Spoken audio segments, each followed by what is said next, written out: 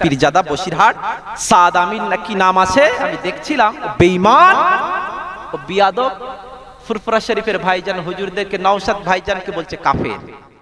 ও তো কাফের, উনি তো কাফের। উনি কি বলেছে? বলেছে আমার আব্বাস সিদ্দিকী তা খোদা হয়েছে নাকি? কাফের, ওনারা সব কাফের। আমি বলছি তো অন দ্য ক্যামেরা স্পট, আমি পীরজাদা সাদ বিন আমি মুনাফিক। ওনারা একটা এই শরিয়াতে কাফের বলা জায়েজ আছে? কাউকে কাফের বলা শরিয়াতে জায়েজ আছে? শয়তান খবিস। আবার তো মনে হয় ওর ডিএনএ টেস্ট করলে বোঝা যাবে আল্লামা হুজুরের খুন তার মধ্যে নাই। এত বড় বিয়াদব ফুরফুরা শরীফের নওশাদ ভাইজানকে বলে দিয়েছে সে কাফের পলিটিক্সের কারণে। কিন্তু পলিটিক্স নিয়ে তো আল্লাহ পাক কিয়ামতের দিনে বিবেচনা করবে না। আল্লাহ পাক বিবেচনা করবে নিজের আমল দেখে, নিজের ইবাদত দেখে, আল্লাহ পাক নিজের আদব দেখে বিবেচনা করবে। তুমি যতই আমল করো, যতই ইবাদত করো, আজাজিলের থেকেও বড় আমল তুমি আর করতে পারো না। কেন? আজাজিল পৃথিবীর বুকে যতগুলো সাজদা দিয়েছে, অতগুলো সাজদা আমার আপনার নসিবে নাই। তারপরেও আজাজিল জাহান্নামের ঠেকা নিয়ে বসে আছে। আপনি কত বড় কি হলে? আপনি কে? আপনি অন্যকে কাফের বলবেন? আমি কে? আমি আপনাকে কাফের বলবো? এটা শরিয়াত জায়েজ করে না। আমরা মাওলানা পড়েছি, মুফতি পড়েছি, কারি পড়েছি, আমাদের জীবনে কোথাও খুঁজে পেলাম না অন্যকে পলিটিক্স করার কারণে, অন্যকে খারাপ কাজ করার কারণে অন্যকে কাফের বলে আখ্যায়িত করতে হবে। এটা আমাদের জীবনে আমরা পাই না। রাসূলুল্লাহর সাহাবীরা এতটা আদর্শ, এতটা রাসূলুল্লাহর কাছে নত হয়ে থাকতেন। দশম হিজরি নবী পাক বিদায় হজ করে তিনি ফিরলেন। যখনই বিদায় হজ করে আরাফার ময়দানে ফিরলেন, নবী পাক কাবা শরীফের দিকে হাতটাকে লম্বা করে জানিয়ে দিয়েছেন সাহাবীদেরকে, এই সাহাবীরা এই জায়গাটার নাম কি? রাসূলুল্লাহর সাহাবীরা দেখছেন রাসূলুল্লাহ এমন একটা কথাই, এমন একটা ভাবে জিজ্ঞাসা করেছেন, মনে হচ্ছে যেন মক্কা শরীফের নামটা পরিবর্তন হয়ে গিয়েছে। ওই জন্য রাসূলুল্লাহ আমাদের কাছে জিজ্ঞাসা করলেন। তানারা মক্কা শরীফ জানতেন, তারপরেও তানারা মক্কা শরীফ বলেন না কেন? রাসূলুল্লাহর শানে যদি বিয়াদবি হয়ে যায় আমাদের জাহান্নাম নিশ্চিত। অথবা আমরা বলবো না। আদর্শ রাসূলুল্লাহর সাহাবীদের এমন ছিল, জানার পরেও রাসূলুল্লাহর কাছে নত হয়ে তানারা থাকতেন। আর আল্লাহ পাকের এক একটা জান্নাত তানারা আদর্শ দেখিয়ে দখল করে নিয়েছেন। জোরে বলুন সুবহান। সেই আদর্শ আমাদের মধ্যে করার দরকার আছে না? না, এমন ঠেকা নিয়ে বসবেন না, এমন আদর্শ নিয়ে বসবেন না যেটা রাসূলুল্লাহ কষ্ট পায় এবং আল্লাহ পাক কষ্ট পায়। আজকে আমাদের দুঃখের কথা কি বলবো, আমাদের মুসলমান ঘরে কি হচ্ছে জানেন? আজকে আমাদের মধ্যে এত ফাসাদ, এত ঝামেলা, এত মারামারি, কাটাকাটি, হিংসা, বিদ্বেষ, তাকাব্বুর, অহংকার এতটা ছড়িয়ে গিয়েছে কেন? আমাদের মধ্যে দ্বীনি ইলম শিক্ষা নাই। প্রথম সব থেকে বড় কমজোরি আমাদের মধ্যে দ্বীনি ইলম শিক্ষা নাই। বাড়িতে দেখবেন কিছু কিছু মা বোন আছে নিজের জীবনটাকে শেষ করলো, ছোট্ট ছোট্ট বাচ্চাদেরকে দুনিয়ার বুকে জন্মগ্রহণ করলো। সে ভাত না খেতে পারলে এই হারাম ফোনটাকে খারাপ ভিডিও দেখিয়ে, হারাম ভিডিও দেখিয়ে বাচ্চাকে ভাত খাওয়াচ্ছে। এটা রাসূলুল্লাহর সুন্নাত?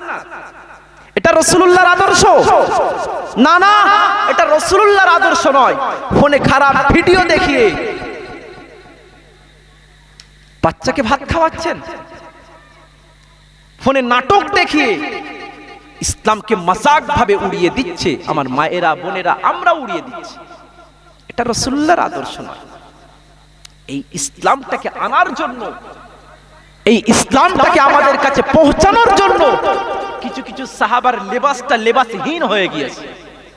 আল্লাহ রাসূলের একটা সাহাবী ছিলেন হযরতে আব্দুল উজ্জা।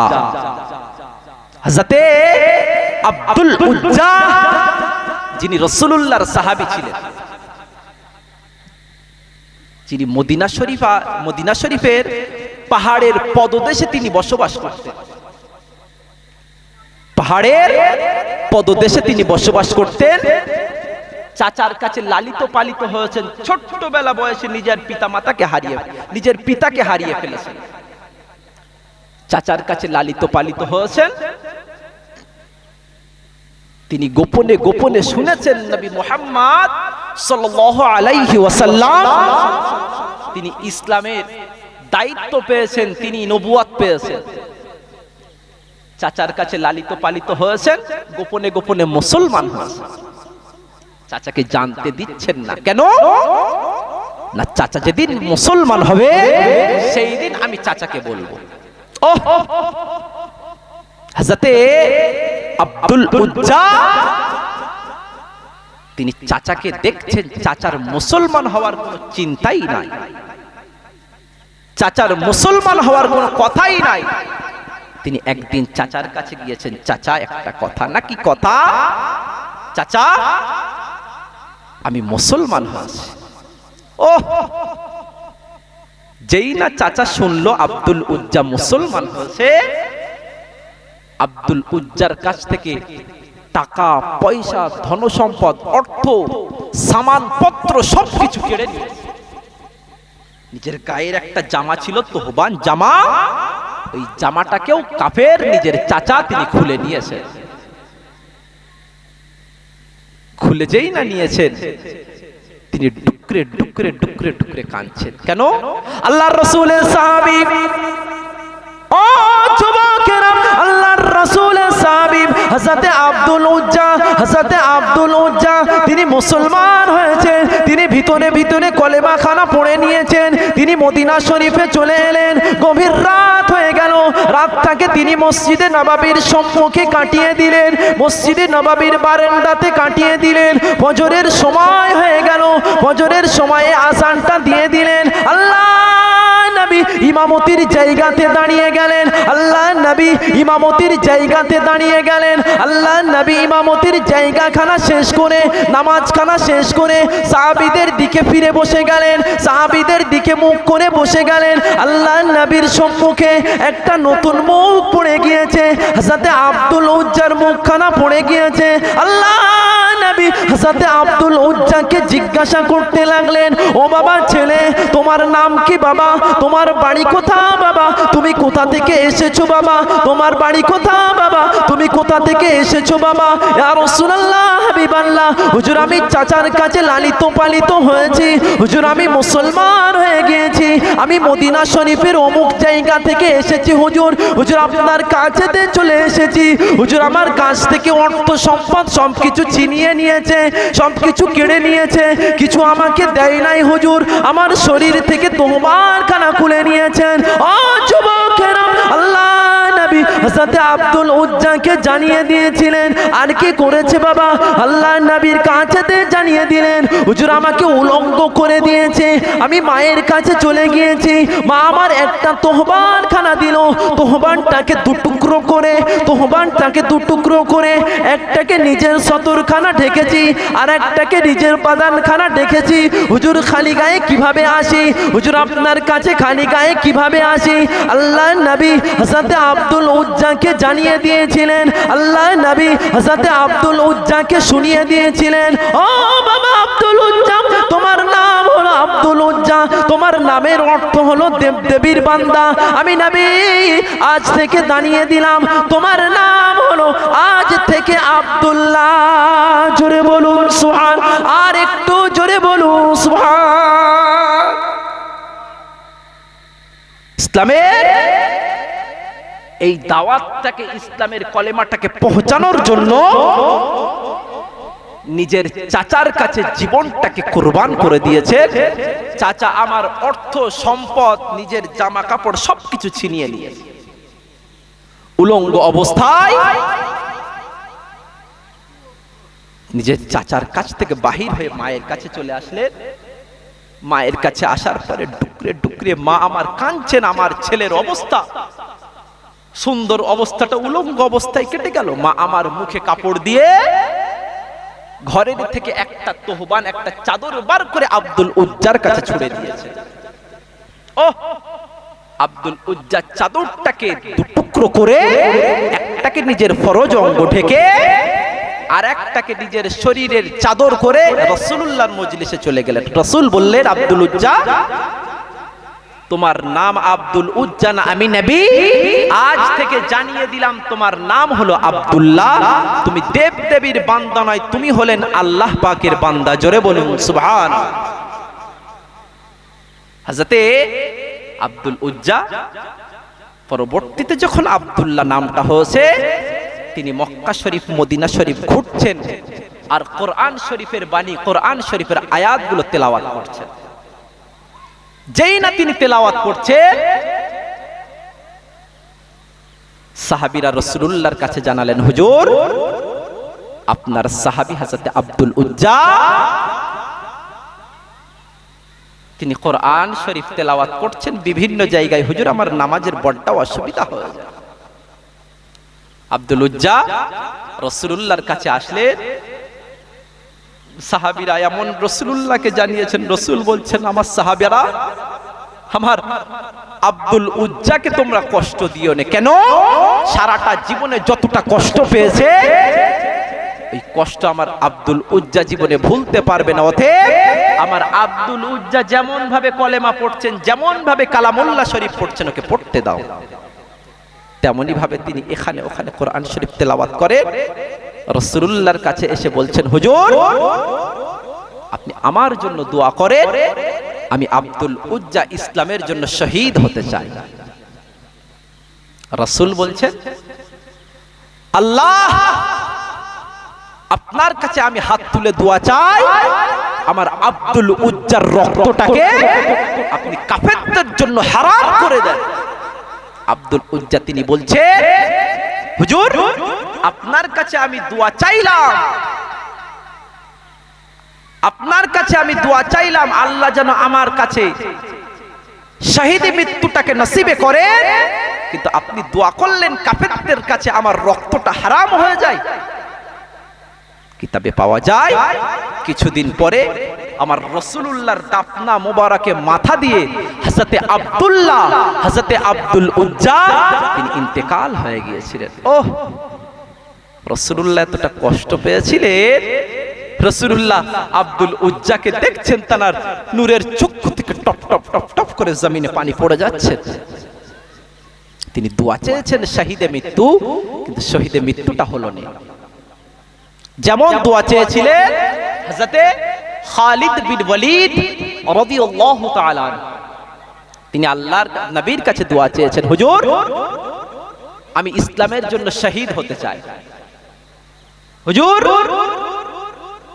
আমি ইসলামের জন্য বিদায় নিতে চাই। আল্লাহ নবী তাকে জানিয়ে দিলেন, ও যুবকেরা, আল্লাহ নবী হযরতে খালিদ বিন ওয়ালিদকে শুনিয়ে দিয়েছিলেন, হযরতে খালিদ বিন ওয়ালিদকে জানিয়ে দিয়েছিলেন, ও বাবা খালিদ, তুমি শহীদ হবে না বাবা, তুমি শহীদ হবে না বাবা। হযরতে খালিদ বিন ওয়ালিদ জানিয়েছিলেন, ইয়া রাসূলুল্লাহ, হাবিবাল্লাহ, হুজুর আপনি অমুক সাহাবীকে জানিয়েছেন বাবা তুমি শহীদ হবে। হুজুর আপনি অমুক সাহাবীকে জানিয়েছেন বাবা তুমি শহীদ হবে। হুজুর আমি খালিদ, আমি কেন শহীদ হব না? হুজুর আমি কেন বিদায় নেব না? হুজুর আমি কেন শহীদ হব না? আল্লাহর নবী তাকে জানিয়ে দিয়েছিলেন, আল্লাহর নবী তাকে শুনিয়ে দিয়েছিলেন, ও বাবা খালিদ, তোমার নাম হলো সাইফুল্লাহ।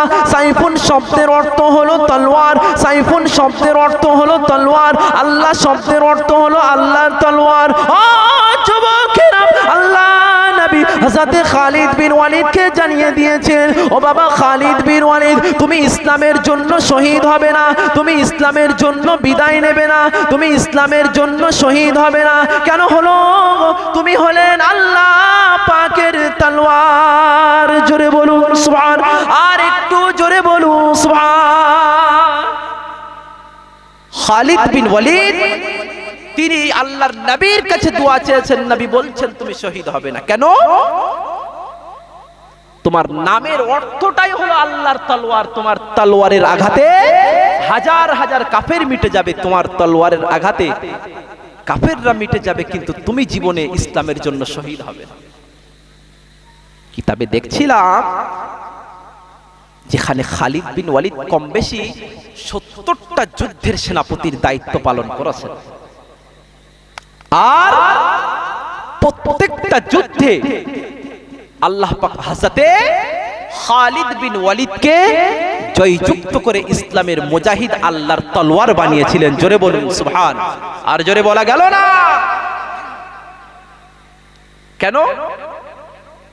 তিনি যে যুদ্ধ করতেন, যুদ্ধ করতে করতে তার পাগড়ির মধ্যে নবী পাকের একটা চুল মোবারক রেখে দিয়েছিলেন, আর ওই চুলের বরকতে আল্লাহ পাক প্রত্যেকটা যুদ্ধে তার জয়যুক্ত করে ইসলামের মুজাহিদ করেছেন। আল্লাহর নবী সাহাবী হযরতে খালিদ বিন ওয়ালিদ তিনি বলেন যে এতটা কষ্ট করে আমি যুদ্ধ করেছি, আল্লাহ পাক যে আমাকে এমনটা স্থান আল্লাহর তলোয়ার বলে আমাকে আখ্যায়িত করবে, আমি খালিদ বিন ওয়ালিদ আমি কোনোদিন ভাবিনি, আমি কোনোদিন কল্পনাও করিনি। হযরতে খালিদ বিন ওয়ালিদ তিনি শেষ লগ্নে শহীদি মৃত্যু আল্লাহ পাক তাকে রাখলেন না, শেষ মুহূর্তে এমনি মৃত্যু বরণ করে আল্লাহ পাক তাকে ডেকে নিয়েছিলেন। ইসলামের একটা চুক্তি হয়েছিল কাফেরদের সঙ্গে, সুলে হুদাইবিয়া। সুলে হুদাইবিয়ার একটা চুক্তি হয়েছিল, যে চুক্তির মধ্যে কাফেরদের সঙ্গে চুক্তি হয়েছে 3 বছরের জন্য নবী পাক সাল্লাল্লাহু আলাইহি ওয়াসাল্লামকে বয়কট করে দেওয়া হয়েছে, আলাদা করে দেওয়া হয়েছে। কিসের জন্য?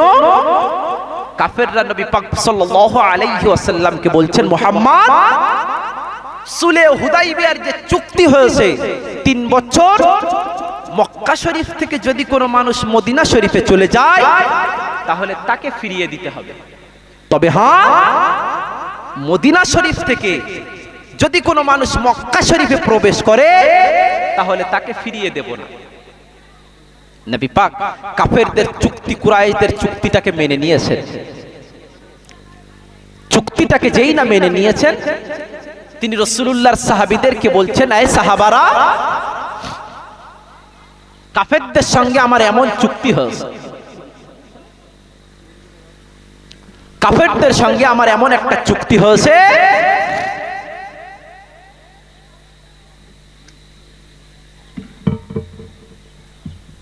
কাফেরদের সঙ্গে আমার একটা চুক্তি হয়েছে, 3 বছর তাদের মধ্য থেকে যদি কেউ আমাদের কাছে চলে আসে তাহলে তাদেরকে ফিরিয়ে দিতে হবে। তবে হ্যাঁ, আমাদের মধ্য থেকে যদি কেউ তাদের কাছে চলে যায় তাকে ফিরিয়ে দেওয়া হবে না। রাসূলুল্লাহর সাহাবীরা রাগান্বিত হয়ে গেলেন, হুজুর আপনি কেন এমন চুক্তিটা মানতে গেলেন? আমার রাসূল তো নিজের ইচ্ছায় কিছু মানেন না। রাসূল ওমা ইয়ানতিকু আনিল হাওয়া ইন হুয়া ইল্লা ওয়াহয়ু ইউহা। নবী বলেন, এই সাহাবীরা, আমি রাসূল আমার নিজের ইচ্ছায় আমি কিছু মানি না। কেন? আমার আল্লাহ পাক যেটা ওহী করে আমি রাসূল সেটাই মানি। এইটা যে